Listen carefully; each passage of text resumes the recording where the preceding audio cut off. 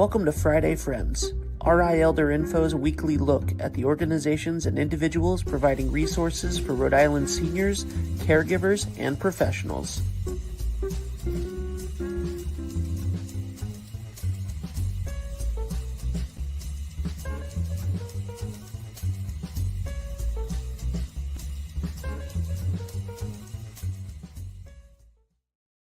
Good morning, everybody. Happy Friday. It is 9 o'clock on Friday morning, and you have tuned in to Friday Friends, where I, Deb Burton, Executive Director of RI Elder Info, brings you information that you or someone you know needs to know about, especially in days of late. So make sure that you hit the like button, the share button, the bells, the follows, all of those social media cues that say, hey, check this out, because we are having a great conversation today on something that is becoming more important for our older adults every day. It kind of feels like, myself included. So I know that this is a topic that everybody needs to hear about. So please help us get the word out. Now, as you all know, RI Elder Info is a 501c3 nonprofit, and we could not get through our work and get you information without the support of our sponsors. So a huge thank you to United Healthcare, as well as 321 Media, and all of our individual sponsors and donors. You make this possible. And especially for Friday Friends, a big shout out to McCarthy Law. Here's a message from McCarthy Law. Here at McCarthy Law, we practice in the areas of estate planning, long-term care planning, elder care law, and residential real estate. Our focus is really on providing peace of mind to our clients. If you're interested in scheduling a consultation with our office, you can feel free to reach out to us at 401-541-5540. You can also reach out via website at www.mccarthylawri.com. You also should check out our social media, both on Facebook, Instagram, and LinkedIn, for some helpful tips and tricks. Welcome, Lelena. How are you? Good morning. How are you, Deb? Thank you for having us today. Yes. I was so glad to meet you the other day at the Veterans Resource Fair, and the program that you were describing sounds really interesting and so important these days. Can you please share with everybody what the Senior Community Service Employment Program is, and a little bit how you got involved and what your role is? Of course. So I have been with the department for approaching 24 years in June. Of course, you're only 21, right? Of course. So I have a wealth of knowledge, but I was fortunate enough to join the Workforce Development Services side approaching 2 years now. And I am the coordinator of the CSEP community, which is the acronym for the Senior Community Service Employment Program, which is a program that is federally funded for individuals that are unemployed. They are 55 and over. They also have to reside in the state of Rhode Island, and they have to meet the income guidelines, which is they must not exceed 125% of the federal poverty level. How much is that in general? So it varies by family size. So for an individual with a household of one, the income cannot be anything more than $19,950. However, the CSEP program, we look at this as training. So we're here to assist older individuals with training opportunities with nonprofits, and as well as municipalities or community organizations. And if they're on Social Security, disability, meaning SSDI or SSI, the government doesn't look at the income that they receive from the CSEP program. So it won't affect their housing. However, Okay. there is a little caveat to it for individuals that are on regular CSEP.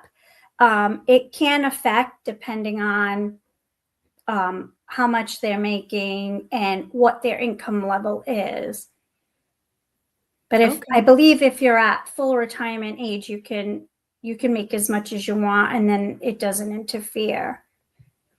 And that's where somebody would probably want to have a conversation with like their tax advisors and things like that, just in case, right? Absolutely. What we do is, though, we send a letter to our participants that are enrolled in the program to explain that they could give it to whomever they need to, that this is not employment. This is considered training to gain skills to become employable. Okay. So, like, I was reading the news over the weekend, which I feel like these days I should probably not read as much news as I do, but the cost of everything is going up. And I know there are a lot of folks who need a paycheck, but maybe they've been out of the job market for a while caring for a family member, or maybe they were like semi-retired, retired, and they're not confident about their skill set.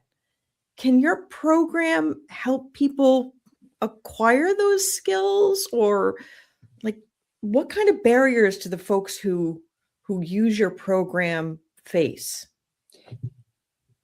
So what I'm finding is a lot of the barriers that we're facing right now with the older generation is computer literacy. So what we could do is we consider our nonprofits and everyone that is in our program that we try to match a participant as. I'm going to refer them as a host agency just to make it a little bit easier. So we try to place them somewhere. Let's say they don't have any computer skills, but we can place them at a host agency where they might they might be looking for somebody that can assist with the front desk or reception. So the job of a host agency is to provide the individual with the training to become more proficient in that area. Another barrier we do see is transportation. A lot of individuals might not have transportation. So through DLT, we can also provide assistance with bus passes. Oh, wow. Mm-hmm.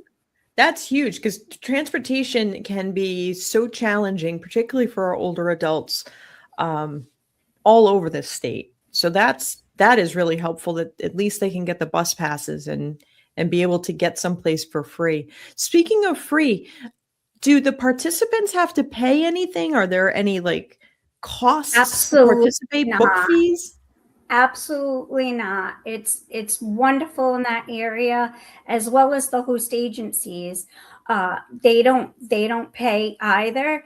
It's basically a federally subsidized program, for individuals that are 55 and over, who need work experience, while the host agency is given the chance to further their mission at no cost to them. So it's not affecting their budget with the nonprofit, and it doesn't cost anything for the participant to enroll. The participant just needs to meet those guidelines that I mentioned earlier. And how they apply for the program is they have to apply online through the DLT website, which is www.dlt.ri.gov.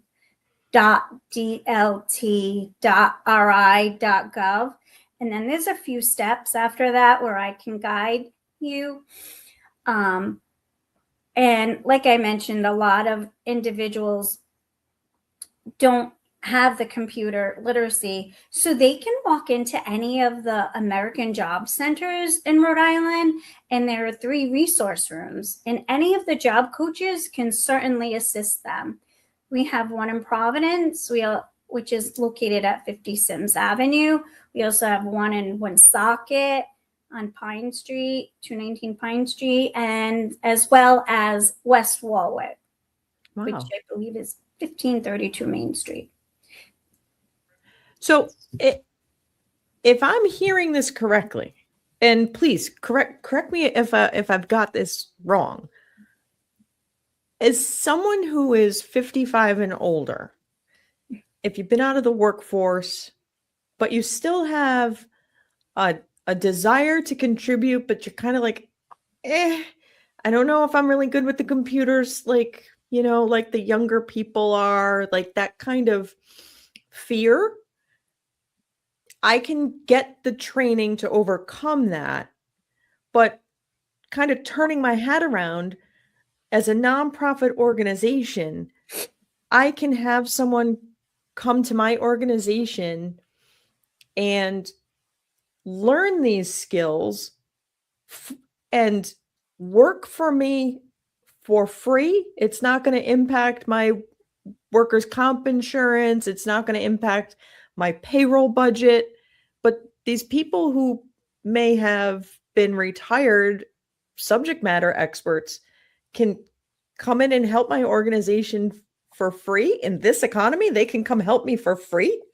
Correct. It would be for free, but we consider it training, not work, because we're not replacing an employee at a nonprofit, but also the nonprofit needs to take the time to train that individual, because that's what this program is. It's to hopefully gain an older individual experience to become gainfully employed on their own. They are, once enrolled in our program, they make minimum wage, which currently is $16 an hour, and they can train up to 20 hours per week, and it's a bi-weekly payroll system. And you guys handle all the payroll, all of that. The organization would just like sign off on the time slips verifying that they were working, training. Correct. So we would supply a timesheet. It would be completed by you and the participant and signed off, sent to me. I will review it, and then I send it to a third party who handles the payroll. The state directly does not handle the payroll. Okay, that's actually a little reassuring given some of the things we read about in the news lately, but that's a whole other conversation. Right. So if somebody wants to participate in this program, either as the older adult or as a training site, is that when they go to the dlt.ri.gov? Yes. So there will be a link. If they go on to dlt.ri.gov, there is a tab for individuals. Then you would click on Job Seeker Resources. Okay. Scroll to the bottom of the page. It's the third paragraph. Okay. And it states, if you're 55 or over, click here to learn more. If you click on that blue link, it will directly bring you to the application, the pre-application process. Okay. Though I review those personally, and then I reach out to every individual that does apply for the program. And then I will match them with a job coach, and then they will have their job coach. Currently, the maximum allotted time you're able to remain in the CSEP program is a maximum duration of 4 years, as long as we continue to get the funding. Okay, so people can stay on for 4 years. But in that 4-year duration, do people kind of, I'm not sure the right word, but I want to say graduate from the program and become regular full-time or X number of hours they desire, like regular employees versus trainees? Right. So that's up to the host agency, the nonprofit, if they would like to hire them on board, because it will no longer be coming from the CSEP grant fund, federal funds. It would now be transferred to their payroll. So Yep. as long as they're open to that's the ideal goal here. I like that kind of a train to hire or Yeah, apprenticeship almost. I'm not even sure if that's the right terminology, but this sounds like a wonderful opportunity, and it's free across the board as long as we continue to get the funding for it, of course. correct. And you're the one who actually looks at the applications for both the individuals interested and the potential training sites or Yes. nonprofits, municipal organizations? Yes, I try to reach out to as many as nonprofit organizations as I can to gather them on board. So we have more of a variety because we have individuals, that may have experience with children, and there could be, you know, daycare facilities that are nonprofit, or maybe some YMCA's or anything that they need help with after school, or even some schools that may be nonprofit, and they can help. So we have individuals that have master's degrees that we help to try to gain employment, but they're not employment training. I'm correcting myself. Um, but we have them, even individuals that also have a criminal background. We place them to get them, more experience, and we work with justice assistants. They're one of our nonprofits. We have a lot. We have Meals on Wheels and Genesis Center, and the thing is we need to find something that works for both the agency as well as participant, what they both feel comfortable with doing. I mean, they can gain customer service skills. They can gain skills in culinary and help with, in food pantries and soup kitchens or anything like that. So there's a vast majority. That is amazing. And you make sure that, the trainee matches the appropriate nonprofit municipality learning environment. Correct. I That would love it. benefit them. And what we do is we would schedule a meet and greet if they are eligible. If an individual is eligible, I would try to match them up. I would speak to both. What do you think about this? Or do you think you're capable of doing this? Are you willing to? Is the distance too far? So there are a lot of factors prior to getting to that meet and greet, but the meet and greets usually run smoothly.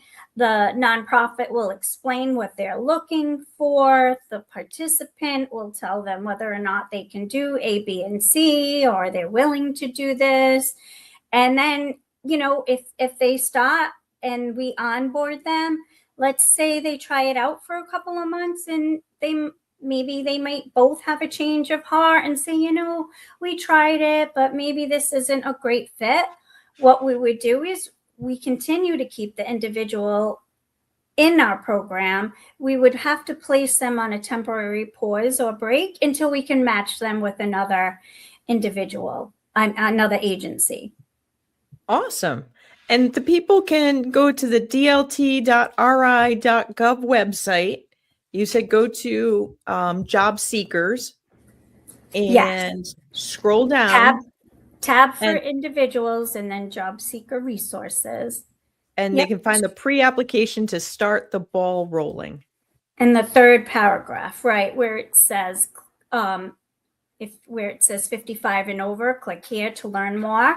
And yes, it just asks some basic questions. It'll ask some information regarding your income, your household size, your address, and Love it. if you have any barriers. So we get, it gives me a little bit more knowledge prior to asking the individual all of these questions. I love it. I am so glad that you came on. I'm so glad we met at the Veterans Resource Fair and to learn about this program, because, these days, everything is just getting so much more expensive. And I know that there's folks out there who are like, yeah, I'd like to have a job, but I'm not a kid anymore and I'm not really sure I know how all these things work. So this is a really great opportunity for people to make sure that they can learn the skill sets at the same time benefiting an organization, Mm. and it's a win-win for everybody involved. This is awesome. I'm so glad you were Yeah. able to come on. Thank you. I'm so glad you reached out and we can spread the word. I did want to add one more thing too. Yeah. There are a lot of individuals that may be on public assistance as well, and they might worry that if they're in the program, it might affect their food Mhm. stamps or medical. This program does not affect any of that. Okay. Okay. And that's one of the things that has come up more around the SNAP benefits, as well as will be coming up around the Medicaid benefits. Mhm. One of the requirements is now, are you working or are you in a training program with the Department of Labor and Training? So maybe these are things that require further discussion when they come in and meet with you to make sure like all the I's are dotted and T's are crossed, especially in this moving environment. Right, Yeah. right. I am so glad you came on today. Thank you. Thank you for having us. This is wonderful. I'm so happy we could share this information with the public, and anything that anyone needs, I could always give my number out as Yeah, well. go right ahead. Yes. Yep. Regarding this program specifically, it's 401-462-8939. That's 401-462-8939. Correct. And that goes And right to they'll you, speak to Lelena. me directly. That's my direct line. Perfect. Perfect. Thank you so much. This is awesome. Thank you. Do you have any more questions I can help you with? Nope, that'll do it. Okay, wonderful. Everybody, this is an amazing program that will allow you to upskill so that you can have the confidence to have a new position. And it came about, I was so glad I ran into Lelena at the event. I had a conversation with an individual who had recently had a loss. And I said, it's going to be really important that you get out and engage with life. And the individual said, I used to do XYZ. And I said, oh my goodness, that's amazing. That information is so needed in our community. And the person didn't feel like what he had to offer was something that was useful because he had been retired for a very long time. And I thought, oh my goodness, no, like we need you. And the reality is, there are so many people who are subject matter experts, but you might feel maybe a little intimidated by the computer systems or, I don't know, maybe it's AI, but you're subject matter experts. You bring knowledge and history to the table, and you can get paid for it. And the organizations that you partner with for the training can receive some much needed assistance. So this program is a win-win. So if you have questions, I strongly encourage you, go to the dlt.ri.gov website or give Lelena a call directly. She's lovely. Her number is the 401-462-8939 number. We are all in this together. We have to look out for each other. I am glad that you are able to join me. A little blurb quick. Save the date, August 15th, CB Museum Memorial Park is going to be our 7th annual Calling All Veterans Day event. Make sure you put it on your calendar. I don't want you to miss it. Thank you all for joining me today. I look forward to seeing you again next week. In the meantime, be well and be kind.